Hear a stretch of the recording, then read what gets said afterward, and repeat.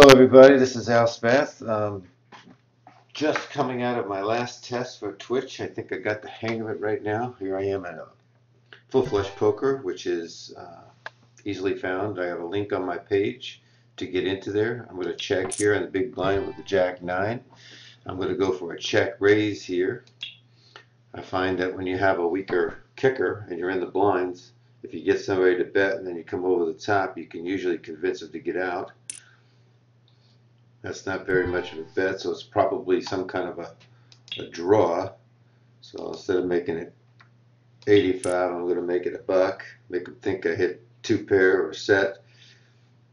He may be on the draw, might not be able to get him out.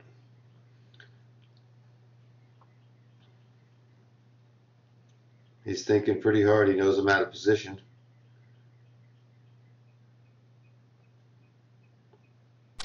And that's how you win out of the blinds when you have a weaker kicker. Now I got two clubs again. Again, on my page there, you'll find full flush poker, ace high radio broadcast. Now this guy limped in. I have to consider him as somebody pretty weak. I think he'll call a bet of 30 cents. So let's make it 50 cents. Maybe we'll get this gentleman out right here. And if he goes out, we'll just take down the pot. If he doesn't, we're definitely going to fire 3/4 of a pot bet at him. The king is not a good card for us in either, but we're going to fire one more time. He's definitely got a king, and I am dead. If I fire again, I don't think I get rid of him. Oh, he turns out to just have a 7. But you have to understand, these guys are calling stations here, and they don't go away. So at your low limits, which is a nickel dime, you got to be really careful of that. You can barrel. I'm going to just call with the deuces here in very late position with a bunch of limpers in. I've got to find out what kind of a table this is. If it's a table that is going to produce a lot of large pots, because there's always one person doing exactly like this, then I want to hang in the weeds. Here I'm going to pay the 70 cents into 340. As you can see, I'm getting about 5 to 1 on my money. If I hit that, I'm going to get a lot better, but there's no chance in catching the 2.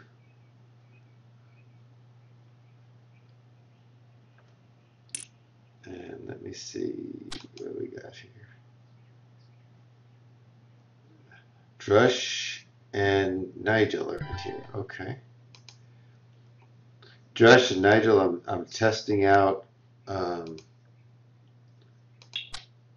some different things. I learned how to save my recordings to some kind of server they have here so that other people can go in and look at them anytime. And also how to do it. I don't know how exactly to do it up to YouTube yet, but I know there's a link that you learn how to do it. I need to see you in the chat so I can assign you as a mod. I want to see if I know how to do that. I think I click on your name, so I need you to type something in chat, if you would, for me, Drush.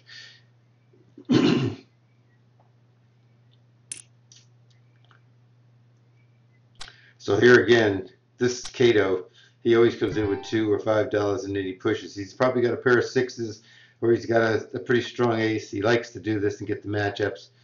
I'm going to try to get her out in this case. He's got the ace queen, but he's behind for sure now. He just some little squid that comes along, and that's the way. See, $2 again. He just waits till he has high cards or a pair, and he just pushes.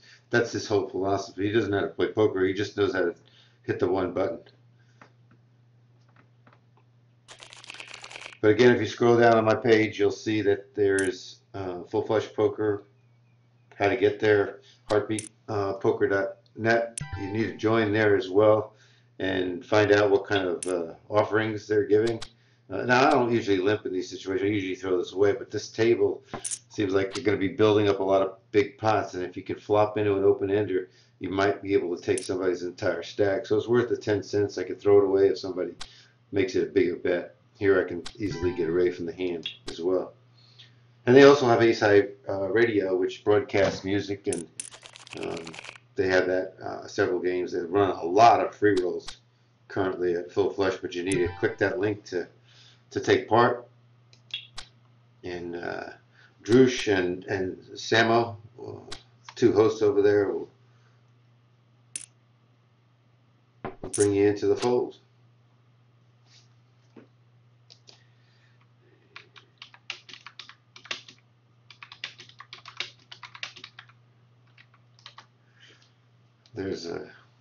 I gotta reduce this down somehow,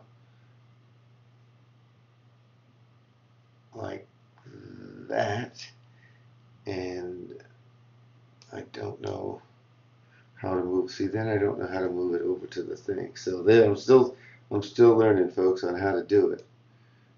Obviously, I did it wrong. So, Drush, I need your help. Now I got nothing.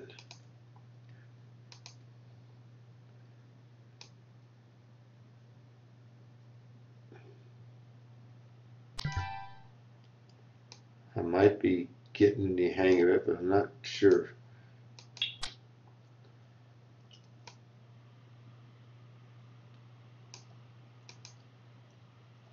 Forgive the video idiocy of me. I may know poker, but I sure don't know computers that well.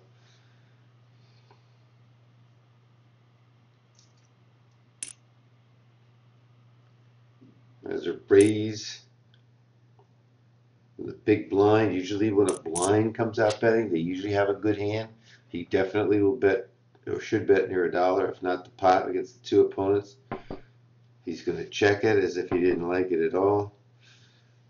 Cincy boy, in the calling station that person is, probably could have a king 9 and is betting it.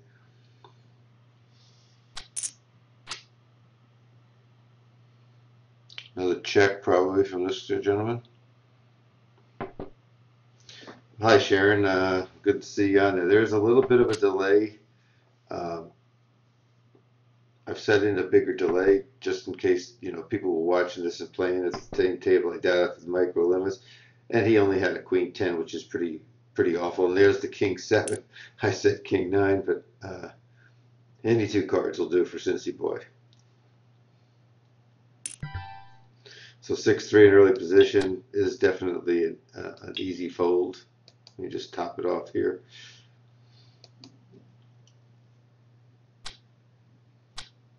Did you get a email notification, Sharon? Since you're one of the followers, right underneath the video stream, there's a place to click on. There's a little heart, and if you do that, anytime I'm broadcasting, you should get an email. It'll appear on the right here.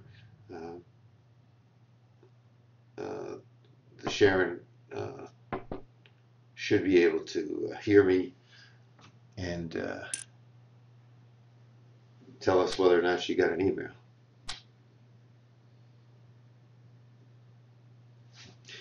Just to make sure she can, I'm going to write in here.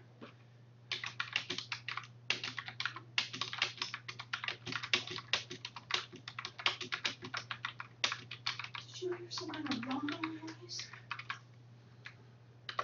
So I'm going to ask her if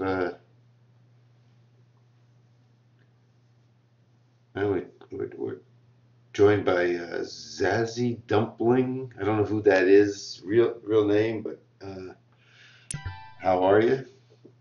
Again, it's been raised a dime. It's 10 cents for 60 cents. This person's going to put his 10 cents. If I put my 10 cents in, who knows? You might hit. I could have hit 6-2 here. I could have hit 2 6s or 2 2s. For 10 cents, I'm going to take a flyer, even though I'm out of position. I know the cards are awful.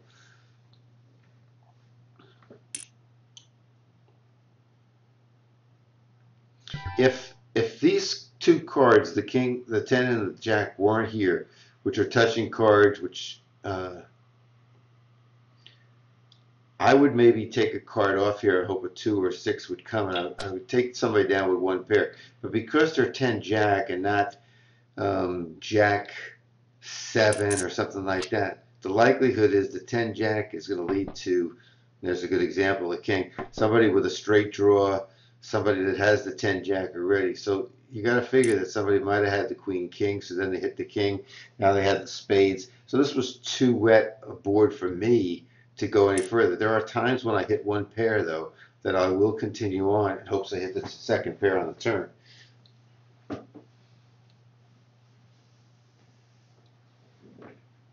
Okay, I don't know if I see the names on the right-hand side, that the dark hammer, those 2 aisles. Okay, that's cool. And I don't know who the dumpling is. I know who Sharon is, SL Powers, and she can hear now. So that's great.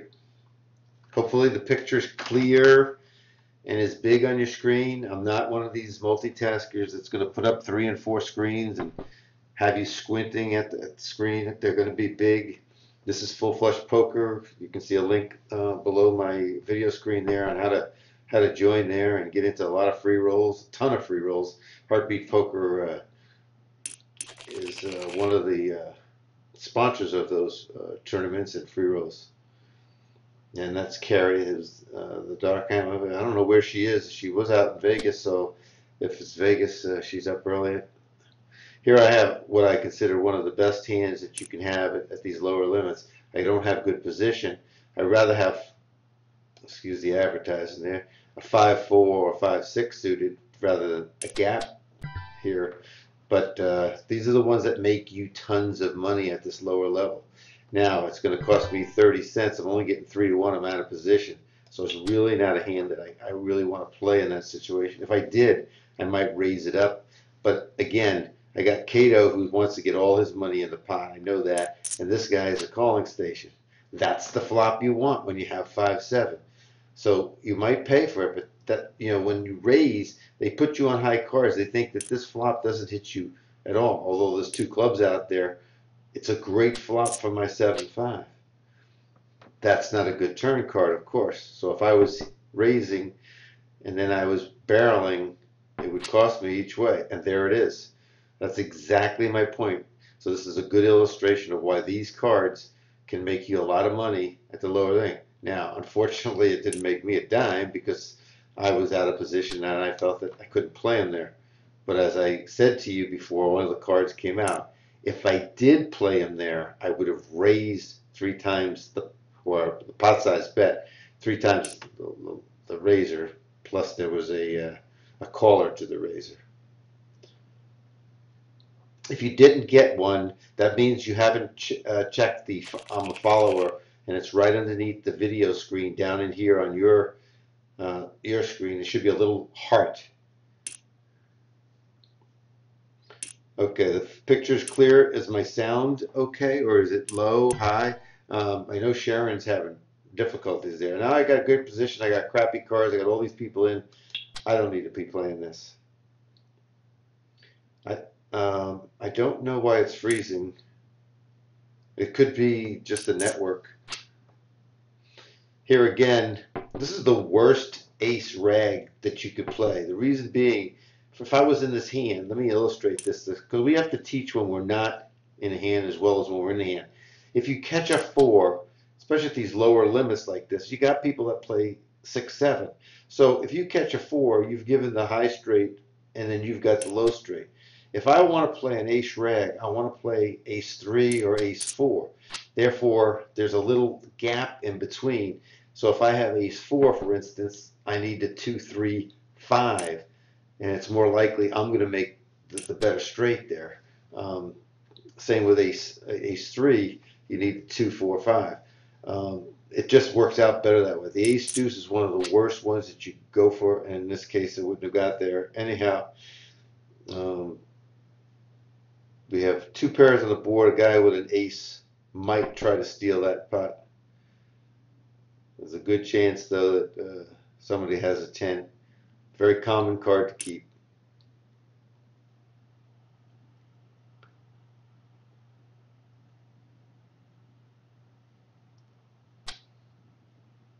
Today is July 14th. We have a winner. Now, some people on the side are saying that their audio, some things are freezing on this video. I don't know until we play it back. Wreak Havoc is on the waiting list to get at the table. No, I don't want you at the table. You can see my damn cards, turkey.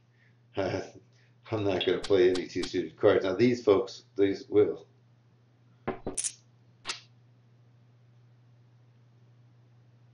We have at least a 90-second delay in what you're seeing and what people are saying in the chat. So even if Wreak Havoc does get in, it's not going to make a difference. He's not going to be able to see anything until it's over. In his case, he probably won't see it anyhow. He knows I'm teasing. So I would have been like them, and I would have played this hand. I would have caught the queen on the end. You got Mr. Cato here busting it up with his $2. He's up to 3-0. We have another gentleman here that says he has no sound. Very strange. 6-10 is not a playable hand. Sound is up here, so it must be the system. Whether it's Twitch or it's the broadcasting, the streaming is going, the levels are all good, so we'll see what happens.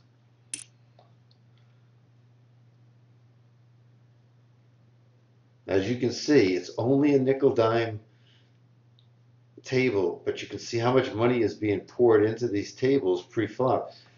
And to find out what kind of a table you're at, just go back out to the lobby. Black Betty, it's averaging $2.51. 35% of the people are seeing the flop. This is a very, very aggressive table.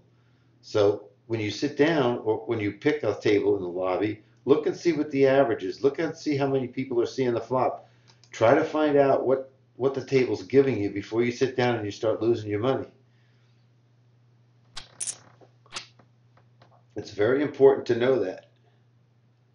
If the table is soft, and what I mean by soft is the average is low and not that many people are seeing a flop, that means that people are playing very tight, and you can dominate the table by being a little bit more aggressive.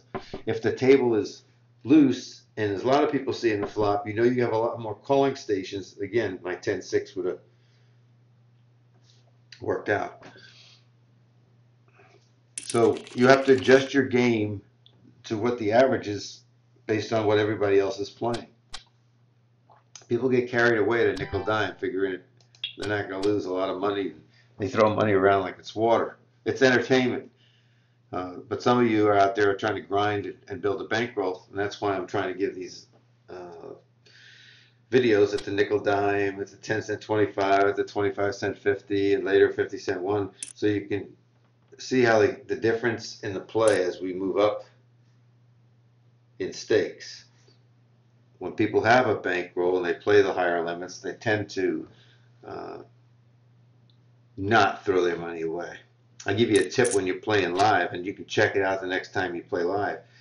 When you go to a casino, let's say you're playing 1-2, and let's say you have ace-king and the flop comes a bunch of rags, and let's say you had 3 callers pre-flop and you made it 16 to go, and let's say there's, oh, I don't know, 60-something dollars in the pot, and you're going to continuation bet.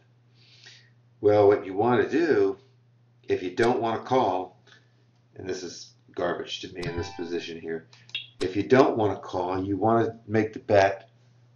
Oh, let's say it was 65 in the pot. Let's say you're going to bet $35, $40. When you bet $40, you say $40, and you emphasize the word dollars. Remind them it's dollars and not chips.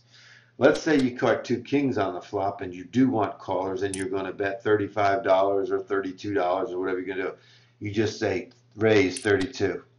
Do not say the word dollars. Do not remind them that it's real money. Let them come chasing you. So try that the next time you're playing live. When you don't want to call and it's a bigger bet, make it dollars and say the word dollars. When you do want to call, just say the number. raise 85. Check it out. Let me know how you do.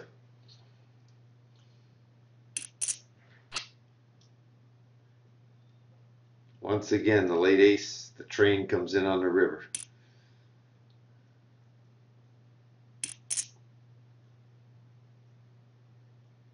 See that ace nine is a terrible hand.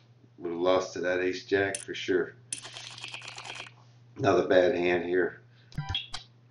Apparently the sound is getting a little better on the other end, which is good. If only I could get some cards and then play them as well as you guys could chat. I want to try something here with SL Powers. I want to right click on her, and that doesn't work. Okay, just look at this. I got all these. I can ban her, ignore the user. Wow. I was looking to see how you assign a mod. If anybody knows how to assign a mod, let me know. I'm not sure how to do that. That's to just have somebody else with the powers in chat to get rid of the occasional person that might show up later on that's just here to be a goofball.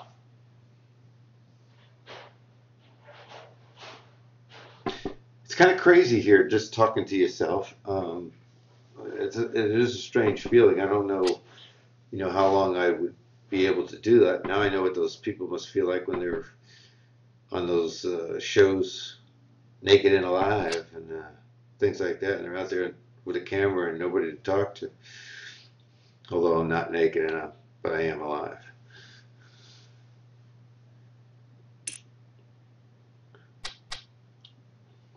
Must Go Fish is one of Heartbeat Poker's hooks. Now I got a good hand, I got bad position. Again, you always have to weigh the pluses and the minuses here. Pluses is a good hand. The minuses is a bad position. If somebody raises, that's another minus. You're facing a better hand than you have. So you just got to consider everything when you make your decisions and how much of a bet they make. That's not a bet that would make me afraid of anything. He may have pocket pair. He may have now that bet says he's got a big pair.